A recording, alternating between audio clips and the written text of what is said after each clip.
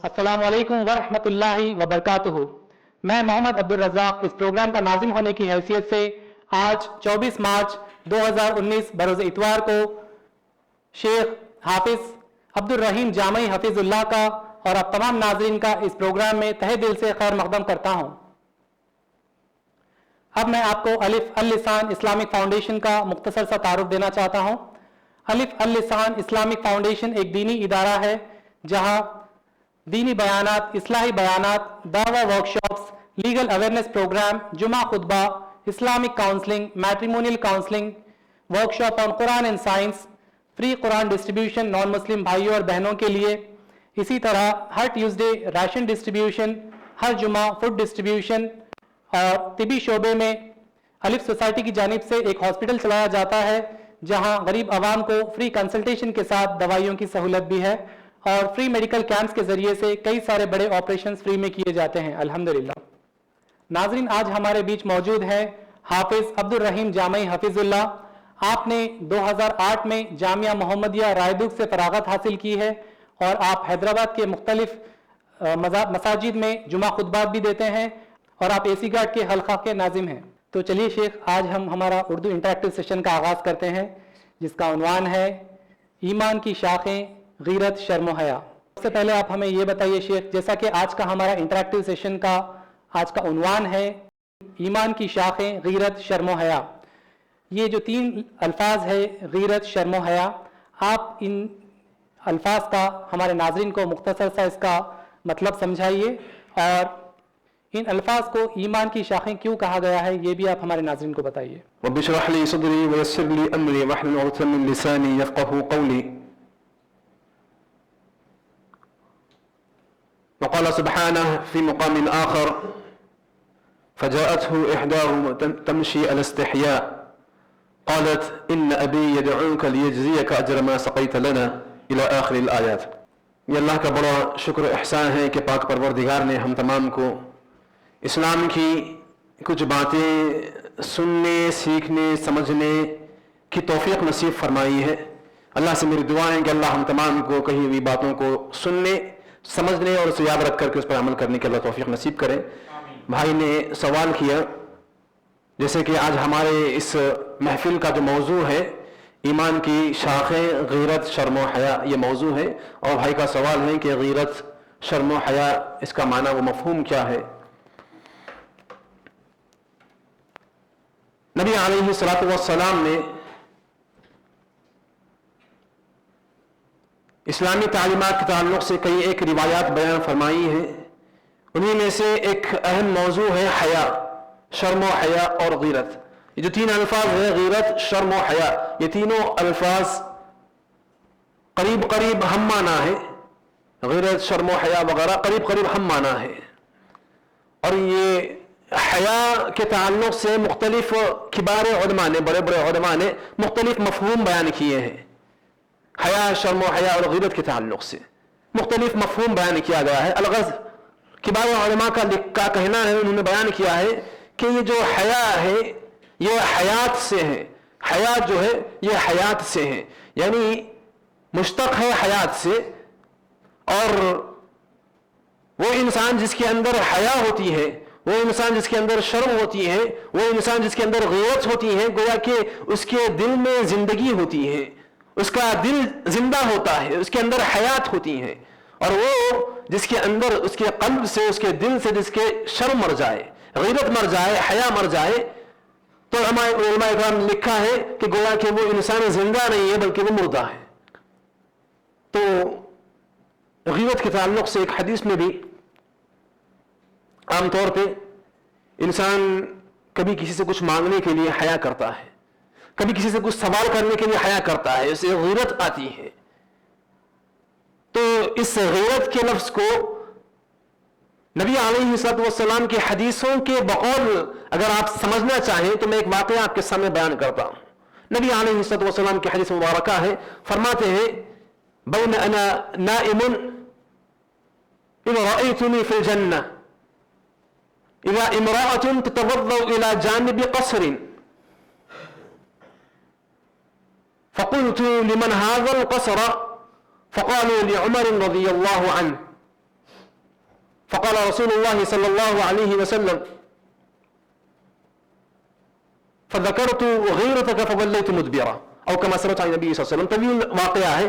اللہ کے نبی علیہ السلام نے صحابہ کے سامنے ایک مرتبہ فرمایا تھا کہ میرے ساتھیو سنو، میں سویا ہوا تھا، مجھے خواب میں اللہ رب العالمین نے جنت دکھلائی اور میں نے جنت میں ایک خوبصورت محل دیکھا، ایک بہترین عمارت دیکھی، خوبصورت محل دیکھا.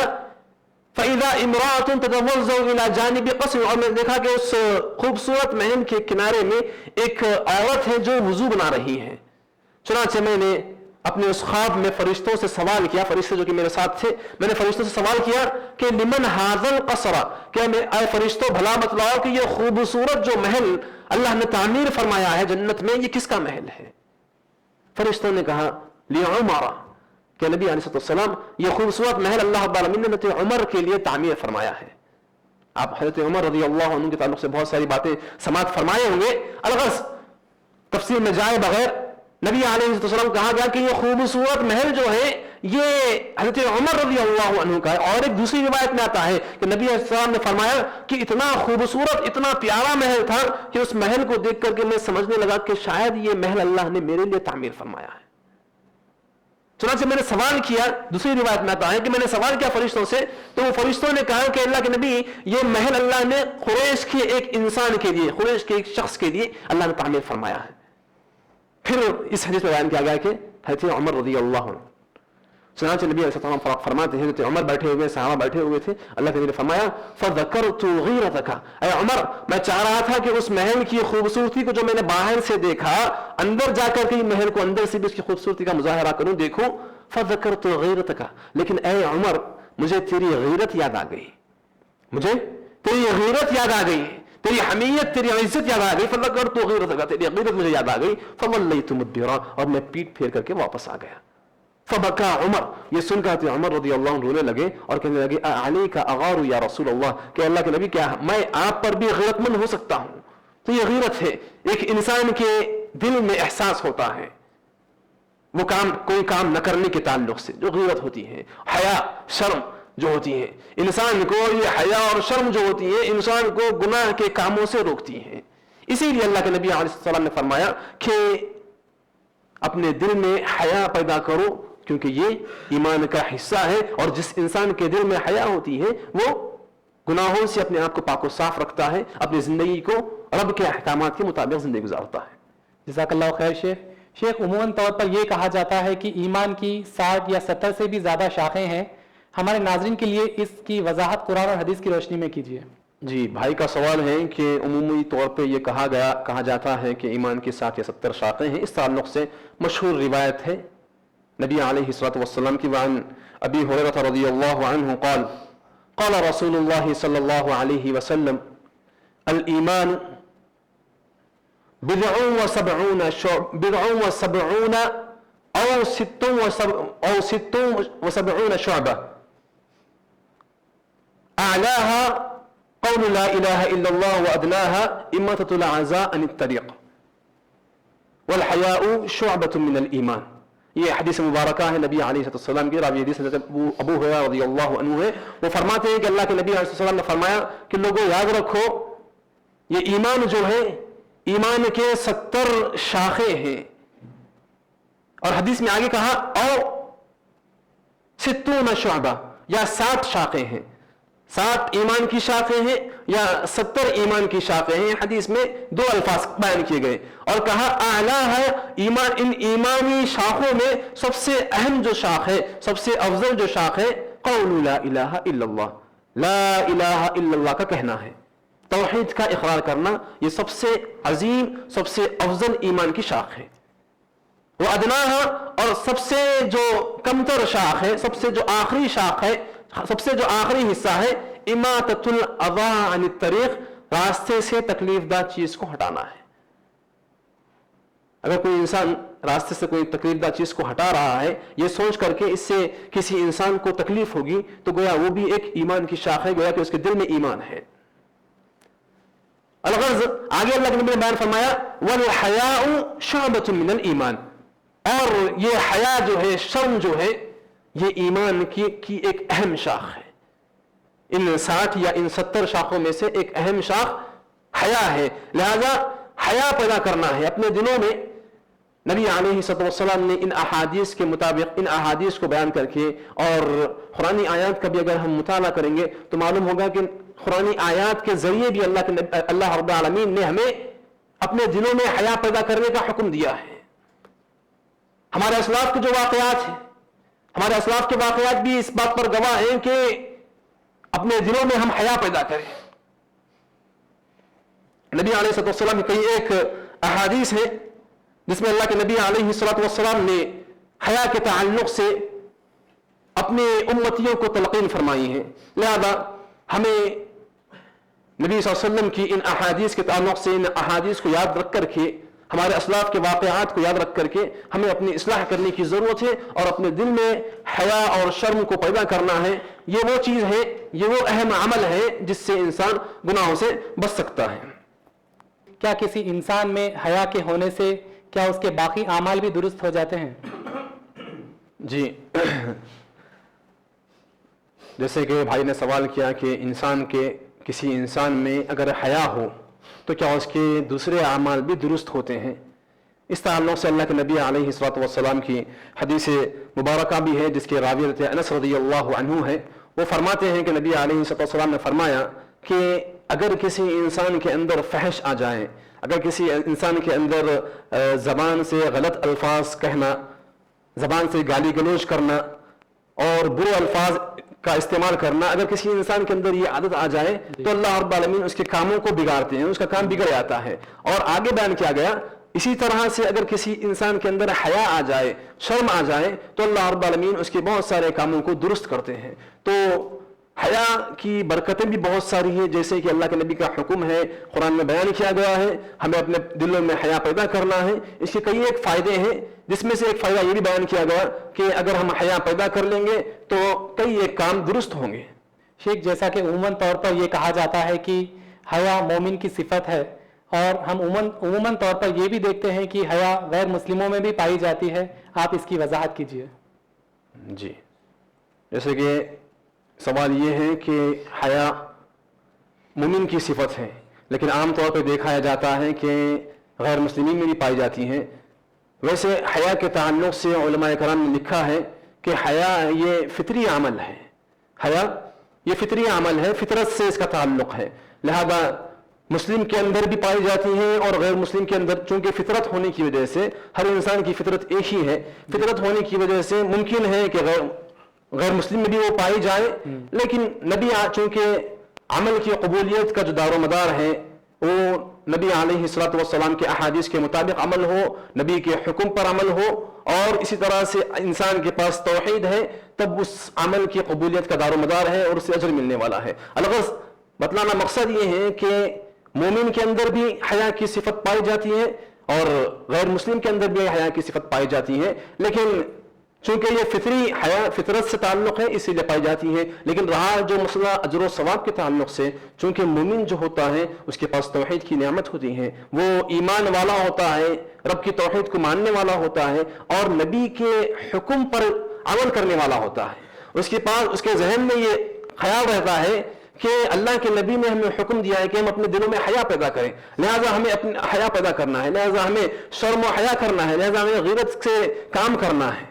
लिहाजा इस नीयत की वजह से वो अमल करता है, अल्लाह के यहाँ वो अजर सवाब पाता है। चूंकि काफिर के यहाँ और गैर मुस्लिमीन के यहाँ ये नीयत नहीं होती है, लिहाजा वो नीयत तो उनकी नहीं होती है, उनके पास सिफत पाई जाती है लेकिन अजर से वो महरूम रहते हैं। क्या शर्म हया लिबास के ही ज़िमन में लिया जाएगा? अगर नहीं तो दूसरे किन चीज़ों में शर्म हया करना चाहिए?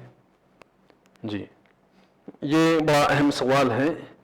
शर्म हया या हया कहते किसे हैं, किस तरह से करना चाहिए, इस ताल्लुक़ से एक बड़ी प्यारी रिवायत है, एक बड़ी प्यारी हदीस है जो मैं आप तमाम के गोशे गुजार करना चाहता हूँ। ये रिवायत तिरमिज़ी की हसन दर्जे की रिवायत है, सही दर्जे की रिवायत है और रावी हज़रत अब्दुल्लाह बिन मसऊद रज़ियल्लाहु अन्हु है। अब्दुल्लाह बिन मसऊद रज़ियल्लाहु अन्हु फरमाते हैं क़ाल रसूलुल्लाह सल्लल्लाहु अलैहि वसल्लम इस्तहयू मिनल्लाहि हक़्क़ल हया। सहाबा का मजमा था, सहाबा बैठे हुए थे, चुनांचे अल्लाह के नबी अब्दुल्लाह बिन मसऊद कहते हैं रज़ियल्लाहु अन्हु, अल्लाह के नबी ने फरमाया कि ऐ लोगों सुनो इस्तहयू मिनल्लाहि हक़्क़ल हया, अल्लाह रब्बुल आलमीन से वैसे हया करो जैसे कि हया करने का हक है। मैं आप समझते हैं कि हया का मतलब ये है कि हम अच्छा लिबास पहन ले, अपने जिस्म को छुपा ले, अपने शर्मगाह की हिफाजत कर ले, अपने जिस्म को छुपा ले, हया हो गई, हम ये समझते हैं।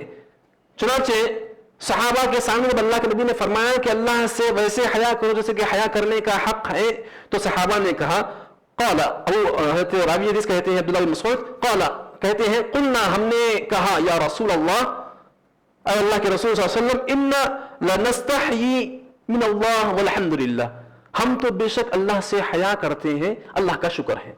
कहा कि हम अल्लाह से हया करते हैं, आप हया करने का हुक्म दे रहे हैं अल्लाह के नबी, अल्हम्दुलिल्लाह हम अल्लाह की जात अल्लाह से हया करते हैं, हया का हुक्म है, हम हया करते हैं। चुनांचे प्यारे नबी सल्लल्लाहु अलैहि वसल्लम ने फरमाया, क़ाला लैसा ज़ाका, लैसा ज़ाका, कहा कि मेरे साथियों, जिस तरह तुम हया को हया समझ रहे हो, हया वो नहीं है, लैसा ज़ाका, वो नहीं है। फिर फरमाया, वलाकिन्नल इस्तहया मिनल्लाह, बल्कि अल्लाह से हया का मतलब ये है, अल्लाह से हक़ हया का मतलब ये है कि अन तहफ़ज़ अर्रअस वमा वआ, ये है हया का असल मतलब। हया का मतलब क्या है? अन तहफ़ज़ अर्रअस वमा वआ, कि तुम हिफाजत करो अपने सर की, वमा वआ, और जो कुछ सर से जुड़ा है, यानी कि हया, नाक, ये सब इसमें आ जाते हैं। जी। हया का मतलब सिर्फ ये नहीं है कि आप लिबास ओढ़ लें, अपने जिस्म को छुपा रहे और समझ रहे कि हया कर रहे, नहीं, बल्कि अल्लाह के नबी ने समझाया, फरमाया कि अन तहफ़ज़ अर्रअस वमा वआ, हया का मतलब ये है कि तुम अपने सर की हिफाजत करो। पहले कहा सर की हिफाजत करो, सर की हिफाजत का मतलब ये है कि अपने सर को गैरुल्लाह के सामने मत झुकाओ, गैरुल्लाह के सामने सजदे मत करो, अपने सर को तकब्बुर करते हुए मत उठाओ, अपने सर की सही शरीयत के हिसाब से हिफाजत करो। वमा वआ, और अपने सर के जो हिस्से हैं, जो आज़ा खास तौर पे अल्लाह ने दिए हैं, जैसे कान है, अपने कान से गलत चीजों को मत सुनो, अपने कान से म्यूजिक को मत सुनो, अपने कान से वो अशिया को मत सुनो, वो चीजों को मत सुनो जिन्हें अल्लाह के नबी ने हराम फरमाया है। आंख है, आंख से उनको मत देखो जो शरीयत में हराम है, आंख से जिनाकारी मत करो, आंख से किसी और की तरफ निगाह उठा करके मत देखो। जबान है, सर का हिस्सा जबान है, जबान की हिफाजत करो। अन तहफ़ज़ अर्रअस वमा वआ, फिर कहा व अन तहफ़ज़ अलबत्न, वअन तहफ़ज़ अलबत्न, और अपने पेट की हिफाजत करो, वमा हवा, और अपने पेट से जुड़े जो आज़ा है उसकी भी हिफाजत करो। ये पूरा हया में आते हैं, ये तमाम सर के आज़ा की हिफाजत करना है वैसे जैसे शरीयत ने हुक्म दिया है। पेट है, अन तहफ़ज़ अलबत्न, पेट की हिफाजत करो, वमा वआ, और तुम्हारे पेट से जो आज़ा जुड़े हुए हैं उसकी भी हिफाजत करो। पेट से जो जुड़े हुए आज़ा हैं, हमारे ये रान है, हमारे शर्मगाह है, पेट से जुड़ा हुआ है, और फिर हमारा दिल है जी।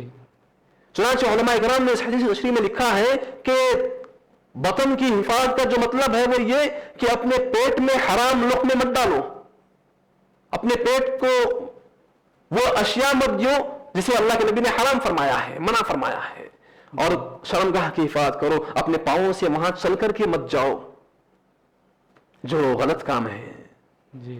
इस तरह से अपने दिल की हिफाजत करो। अन तहफ़ज़ अलबत्न वमा हवा, और फिर कहा वअन ततज़क्कर अलमौत वलबला, और फिर मौत को याद करो, मौत के बाद की जिंदगी को याद करो, किस तरह से हम रहने वाले। ये तमाम चीजें हया में आती है, सिर्फ जिस्म को ढकना ही हया नहीं है। ये सही दर्जे की तिरमिज़ी की रिवायत है, तफसील से अल्लाह के नबी सल्लल्लाहु अलैहि वसल्लम ने सहाबा को समझाया कि मेरे साथियों ये तमाम हया में आते हैं। सर की हिफाजत, सर के आज़ा की, पेट की हिफाजत, पेट के आज़ा, पेट से जुड़े हुए आज़ा की हिफाजत, और फिर मरना है, मरने के बाद फिर मरने के बाद की जो जिंदगी है उसकी हिफाजत। और ये दुनियावी जीनत को, दुनियावी ज़ेब ज़ीनत को खाते में मत लाओ, बल्कि तुम ये सोचते रहो कि तुम्हें आखिरत के लिए तैयारी करना है। ये अल्लाह के नबी ने फरमाया कि फमन फ़अल ज़ालिक, जो ये काम कर लिया, फ़क़द इस्तहया मिनल्लाहि हक़्क़ल हया, तहक़ीक़ कि उसने अल्लाह से वैसे हया किया जैसे कि हया करने का हक है।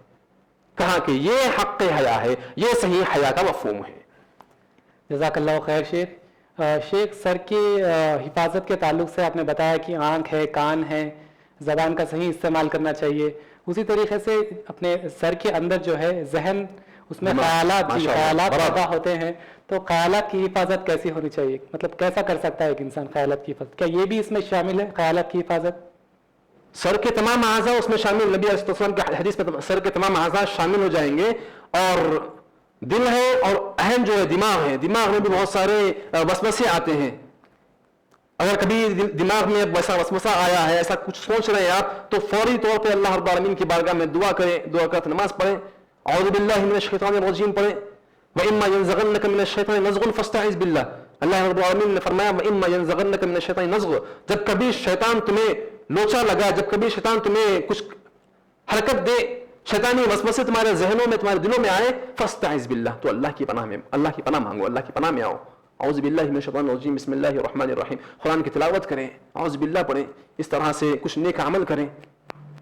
قرآن کی تلاوت کر کے یا نہیں تو پھر قرآن کی تلاوت سنیں, یا نہیں تو کوئی اچھے واقعات جو تقاریر میں ہوتے ہیں وہ سنیں, اس سے انشاءاللہ اللہ اپنے ہمارے ذہن کی حفاظت فرمائے گا. شیخ آن لائن ایک سوال آیا ہے, سوال کرنے والے بھائی کا نام ہے مستفیض انصاری, یہ آپ کو سلام کہہ رہے ہیں, اور ان کا سوال ہے کہ جب ہم بازار میں جاتے ہیں, دیکھتے ہیں بازار میں جاتے ہیں تو بے حیائی دیکھتے ہیں, اس سے بچنے کا طریقہ بتائیے. نبی علیہ الصلوۃ والسلام کی حدیث مبارکہ ہے, اللہ کے نبی علیہ السلام نے حدیث میں بازار میں بیٹھنے سے, بازار کے جو چوراستوں پر جو بیٹھا جاتا ہے, اس سے اللہ کے نبی علیہ السلام نے منع فرمایا ہے. حدیث میں ہے نبی نے صحابہ کو منع فرمایا. صحابہ نے کہا کہ اللہ کے نبی علیہ السلام ہمیں بازار میں بیٹھنا ضروری ہوتا ہے, کاروباری مسائل رہتے ہیں, ہمارے ساتھیوں سے ملاقات ہوتی ہے, بیٹھنا ضروری ہوتا ہے. تو نبی علیہ السلام نے فرمایا کہ ٹھیک ہے, جب تمہیں بیٹھنا ضروری ہے تو پھر تمہارے اوپر راستے کے حقوق ہوں گے, اس بازار میں تم بیٹھے ہوئے, راستے کا حق ہے, لہذا تم راستے کا حق ادا کریں. راستے کا حق کیا ہے کہ آپ اپنی نظروں کو نیچے رکھیں, آپ اپنی نظروں کو نیچے رکھیں, اپنی نظروں کی حفاظت کریں, رب کا خوف اپنے دل میں پیدا کریں, اپنی نظروں کی حفاظت کریں. نظر فجائیہ جسے کہتے ہیں, ایک مرتبہ آپ کی نظر کسی عورت پر پڑ رہی ہے جو کہ صحیح لباس میں نہیں ہے, اچانک یکایک نظر پڑ رہی ہے, اسے نظر فجائیہ کہتے ہیں, جو اللہ کے یہاں معاف ہے, اللہ رب العالمین نے معاف فرمایا ہے. اب نظر پڑنے کے بعد فوری آپ کے اوپر ضروری ہے کہ آپ اپنی نظر ہٹا لیں. اگر آپ نظر نہیں ہٹا رہے ہیں, دیکھ رہے ہیں, تو تب آپ پر گناہ ہوگا, تب آپ بے حیائی کے دائرے میں آ جائیں گے. لہذا اسی وقت اگر آپ نے اپنی نظر کو نیچی کر لیا تو گویا آپ کے اندر حیا ہے, اور آپ حیا نبی علیہ السلام کے حدیث کے مطابق حیا پر عمل کر رہے ہیں. اپنی نظروں کی حفاظت کر کے ہم اس طرح سے محفوظ رہ سکتے ہیں. جزاک اللہ خیر شیخ. شیخ جیسا کہ اگر کوئی انسان غیرت شرم و حیا کو اختیار کر لیتا ہے تو کیا اس پر یہ لازم ہو جاتا ہے کہ وہ اس کی دعوت دوسروں کو بھی دے؟ اسلام کا تو اولین حکم ہے. اللہ رب العالمین نے فرمایا امر بالمعروف والنہی عن المنکر کے اوپر, وَلْتَكُنْ مِنْكُمْ أُمَّةٌ يَدْعُونَ إِلَى الْخَيْرِ وَيَأْمُرُونَ بِالْمَعْرُوفِ وَيَنْهُونَ عَنِ الْمُنْكَرِ, تم میں ضرور بضرور ایک جماعت ایسی ہونی چاہیے جو لوگوں کو نیک کام کرنے کا حکم دے, برائی سے روکے. اور گزشتہ قوموں کے واقعات اللہ رب العالمین نے بیان فرمائے, بنو اسرائیل کے اوپر بے پناہ احسانات اللہ رب العالمین نے فرمائے تھے, بے پناہ احسانات. اگر ہم قرآن کا مطالعہ کریں تو معلوم ہوگا کہ وَأَنِّي فَضَّلْتُكُمْ عَلَى الْعَالَمِينَ کہا اللہ رب العالمین نے, کہ بنو اسرائیل ہم نے تمام عالموں پر تم کو فضیلت بخشی, بنو اسرائیل کو.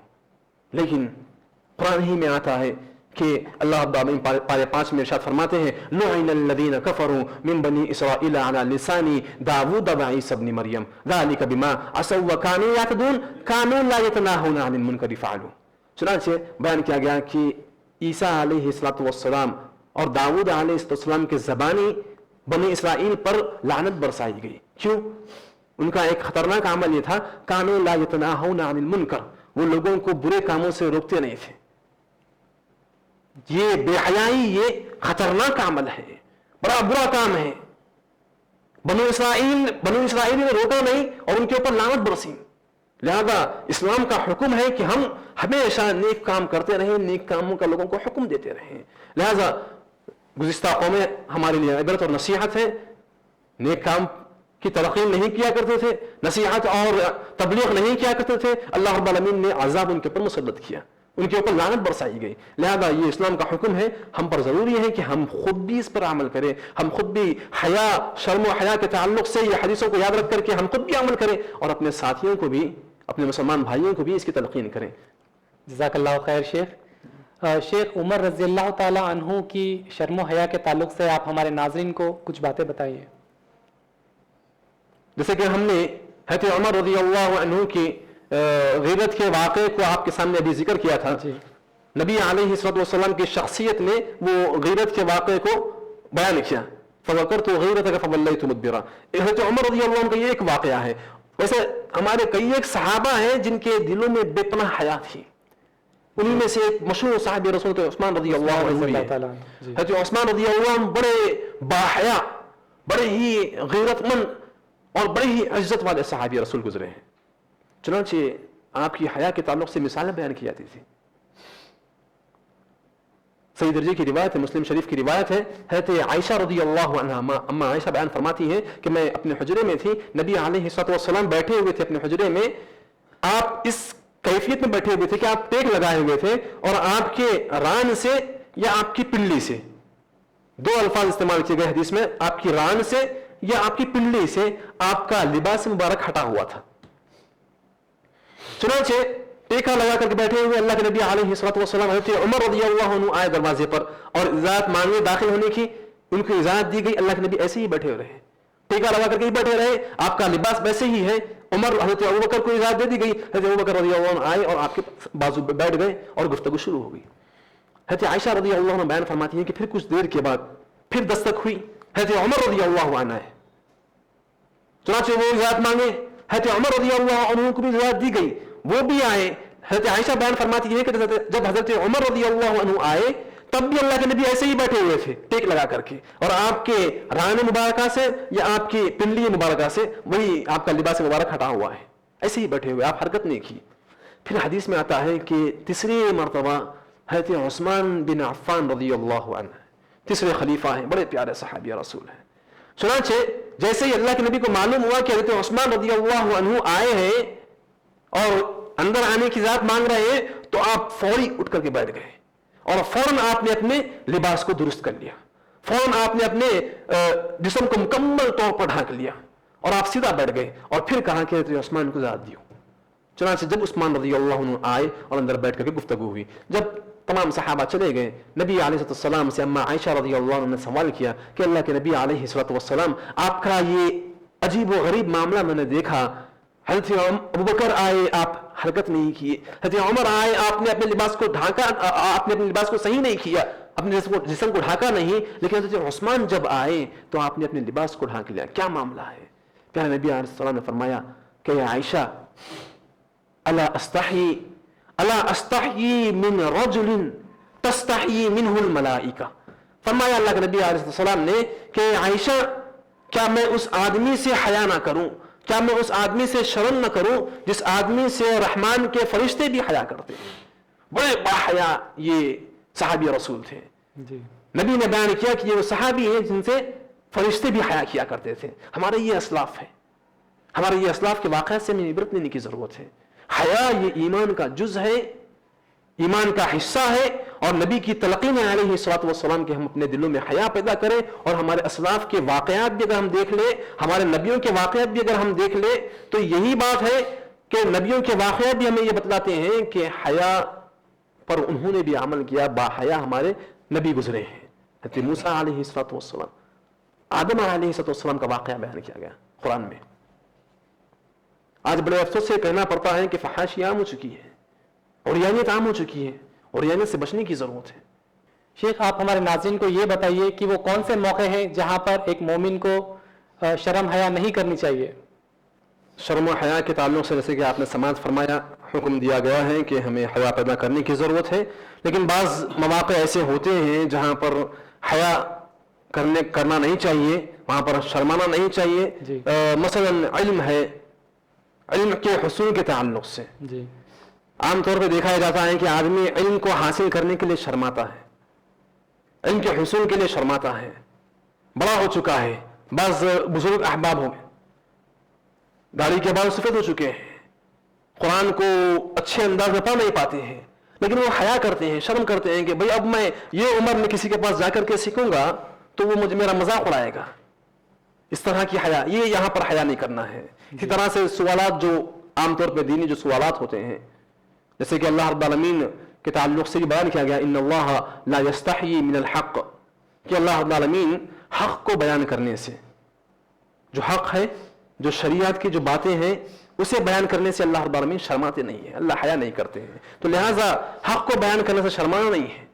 جو شریعت کی جو باتیں ہیں, اب سامنے والے کو بھی جو سوال کرنے والا ہے اس کو شرمانا نہیں چاہیے. سوال کتنا ہی الگ کیوں نہ ہو, کتنا ہی چھپانے والا سوال کیوں نہ ہو, لیکن حیا ایسے موقع پر نہیں کرنا چاہیے. جیسے کہ اللہ کے نبی علیہ السلام کے تعلق سے بھی آتا ہے حدیث میں کہ پیارے نبی علیہ السلام بیٹھے ہوئے تھے, ایک صحابیہ اللہ کے نبی علیہ السلام کے پاس آئی اور آ کر کے سوال کرنے لگی کہ اللہ کے نبی علیہ السلام کیا ہمارے اوپر غسل واجب ہے. عورت سوال کرتی ہیں کہ کیا ہمارے اوپر غسل واجب ہے جب ہمارے سے انزال ہو, جب ہم سے منی خارج ہو. نبی علیہ السلام نے حیا نہیں فرمائی اور آپ علیہ السلام نے سوال کا سامنے والے نے بھی سوال کرنے سے حیا نہیں کی اور اللہ کے نبی علیہ السلام نے بھی سوال کا جواب دینے سے حیا نہیں فرمائی. فرمایا نعم آپ کے اوپر, ہاں آپ کے اوپر غسل واجب ہے اذا رأت الماء, جب تم دیکھو کہ پانی نکلا ہے, منی خارج ہوئی ہے, تمہیں محسوس ہو جائے تو تمہارے اوپر غسل واجب ہے. ایسے کئی ایک قرآن احادیث میں آتے ہیں واقعات جس میں یہ بیان کیا گیا کہ ہمیں حیا سوال کرتے وقت نہیں کرنی چاہیے, علم کے حصول کے تعلق سے ہمیں حیا نہیں کرنی چاہیے. جزاک اللہ خیر شیخ. شیخ کیا ڈاکٹر اور کیا وکیل سے بھی مطلب حیا نہیں کرنا چاہیے کچھ موقعوں پر, جیسا کہ اگر کچھ مرض ہے, کچھ بیماری ہے تو ڈاکٹر کو کھل کے بتانا چاہیے, یا پھر وکیل کے پاس جاتے ہیں کلائنٹ بن کر کے تو اس کو جو ہے اپنے کیس سے ریلیٹڈ وہ ساری باتیں بتانا چاہیے بنا حیا کیے, بنا شرم کیے؟ ڈاکٹر کا جہاں تک معاملہ ہے, ہم شروعات میں تو کوشش یہ کرنی چاہیے, اگر مرد آدمی ہے تو مرد آدمی تو مکمل طور پہ بتلا سکتا ہے چونکہ اس کا مرض کا مسئلہ ہے, اور اگر عورت ہے تو مناسب یہ رہتا ہے کہ عورت کا کوئی مرض ہے تو وہ عورت ہی ڈاکٹر عورت کے پاس ہی جائے. احتیاط برتنی چاہیے, احتیاط برتنی چاہیے. اگر ایسا معاملہ ہے کہ پورے شہر میں نہیں ہے اور ویسا ہے تب اپنے شوہر کے ساتھ اس طرح سے کچھ احتیاط برتی جائے, مناسب رہے گا. رہی بات وکیل کے تعلق سے, تو وکیل کے سامنے تو اپنے کیس کو آپ مکمل طور پہ بیان کر سکتے ہیں, حقیقت جو ہے آپ بیان کر سکتے ہیں, وہاں پر حیا کرنے کی ضرورت نہیں ہے. شیخ عموماً طور پر یہ کہا جاتا ہے کہ نماز بے حیائی سے روکتی ہے, تو یہ بے حیائی سے کیسے روکتی ہے یہ آپ ہمارے ناظرین کو بتائیے. جس میں اللہ کے نبی علیہ السلام نے فرمایا ان الصلاۃ تنہی عن الفحشاء والمنکر, بے شک نماز بے حیائی سے اور برے کاموں سے انسان کو روکتی ہے. اس کا مطلب یہ ہے کہ اگر آپ نماز کو ویسے نماز پڑھنے کے جو شرائط بیان کیے گئے, وضو کے اور خشوع اور خضوع کے جو تمام شرائط بیان کیے گئے ہیں, اگر آپ ان تمام شرائط پر عمل کرتے ہوئے صحیح سے خشوع اور خضوع کے ساتھ خشیت الہی اپنے دل میں پیدا کر کے آپ نماز پڑھیں گے, نماز پڑھنے کے بعد جب آپ باہر نکلیں گے تو آپ کے اندر جو خشیت وہ اللہ کی رہے گی, وہ خشیت آپ کو بے حیائی سے روکے گی. اور وہ جو اللہ کے نبی کا فرمان ہے کہ بے شک نماز بے حیائی سے اور برے کاموں سے روکتی ہے, واقعتاً نبی کا فرمان حق ہے, سچ ہے. انسان اگر عام طور پہ یہ ہو رہا ہے, عام طور پہ دیکھا جا رہا ہے کہ آج جو انسان نماز پڑھ رہا ہے وہ اس کی نماز بس نماز نہیں بلکہ اب کیا بتلائیں آپ کو, بس مختصر بڑے ہی کم وقت میں نماز پڑھتا ہے, اور وہ جو کم وقت بھی لگاتا ہے اس میں بھی اس کا دماغ تجارت میں گھومتا رہتا ہے, کاروبار میں گھومتا رہتا ہے. تو ایسی نماز سے وہ بے حیائی اور برے کاموں سے نہیں روکے گا. نماز ایسی پڑھنا ہے جو نماز کی مکمل شرائط کو پوری کرے, جو نماز آپ کے دل میں رب کا خوف پیدا کرے. آپ نماز پڑھ لیے, نماز پڑھنے کے بعد آپ کا دل مطمئن ہو گیا, آپ مطمئن ہو گئے کہ الحمدللہ میں نے اللہ کی بات کی, میرا رب مجھ سے راضی ہو گیا. اب آپ ایسی نماز پڑھنے کے بعد جب باہر جائیں گے تو آپ کا دل آپ کو بے حیائی کی طرف نہیں راغب کرے گا. اگر آپ جائیں گے بے حیائی پر بھی تو آپ کا دل آپ کو روکے گا. تو یہ حقیقت ہے. شیخ, شرم و حیا اختیار کر لینے سے دنیا اور آخرت میں ہمیں کیا فائدہ ہوگا؟ شروعات میں ہم نے آپ کے سامنے ایک حدیث مبارکہ بیان فرمائی تھی کہ اللہ کے نبی علیہ السلام نے بیان فرمایا کہ جو شخص فحش کاموں سے بچ جائے گا, جو شخص فحش کاموں کو اپنائے گا, اللہ رب العالمین اسے کاموں کو بگاڑے گا, وہ مصیبت میں پڑ جائے گا. اور آگے اللہ کے نبی نے بیان فرمایا کہ جو شخص حیا کو اپنا لیتا ہے, جو شخص شرم و حیا کو اپنا لیتا ہے, اللہ رب العالمین اس کے کاموں کو سدھارتے ہیں, درست فرماتے ہیں. چنانچہ نبی علیہ السلام کی کئی ایک احادیث ہیں جس میں اللہ کے نبی علیہ السلام نے حیا اپنانے کا حکم دیا ہے, اور با حیا لوگوں کے واقعات بھی آپ نے سماعت فرمائے ہیں. جیسے کہ اگر ہم نبی علیہ السلام کے احادیث پر عمل کریں گے, ظاہر سی بات ہے جیسے کہ بیان کیا گیا, خود اللہ کے نبی نے بیان فرمایا کہ دنیاوی مسئلہ حل ہوتا ہے, اور آخرت میں اللہ رب العالمین کے یہاں اجر و ثواب ہے. آپ نبی کی حدیث پر عمل کریں گے, اللہ رب العالمین کے احکامات پر عمل فرمائیں گے, اللہ رب العالمین آپ کو اجر و ثواب سے نوازے گا. جزاک اللہ خیر شیخ مسلمان مرد و خواتین اور خاص کر کے ہمارے مسلمان نوجوان ان کے اندر حیا آ جائے, اس کے لیے ہم سب کو کیا کرنا چاہیے؟ یہ بڑا اہم سوال آپ کا ہے کہ مسلم مرد اور خواتین میں حیا پیدا ہونا چاہیے, پیدا ہونے کے لیے کیا کرنا چاہیے, یہ بڑا اہم سوال ہے. جیسے کہ اور خاص کر ہمارے جو آج کی جو نسل ہے, مسلمان نوجوان نسل, لڑکے لڑکیاں, ان میں بھی حیا کس طریقے سے ہم داخل کر سکتے ہیں, اس کے لیے ہم سب کو کیا کرنا چاہیے؟ آج اگر ہم دیکھیں تو بڑے افسوس سے کہنا پڑتا ہے کہ فحاشی عام ہوتی چلی جا رہی ہے. فحاشی, اور یہ سوشل میڈیا پر ایسے ہر روز کچھ نہ کچھ ایسے ایپس آتے رہتے ہیں جس سے مزید فحاشی بڑھ رہی ہے. چنانچہ ہمیں اپنے اسلاف کے واقعات پر نظر رکھنا ہے.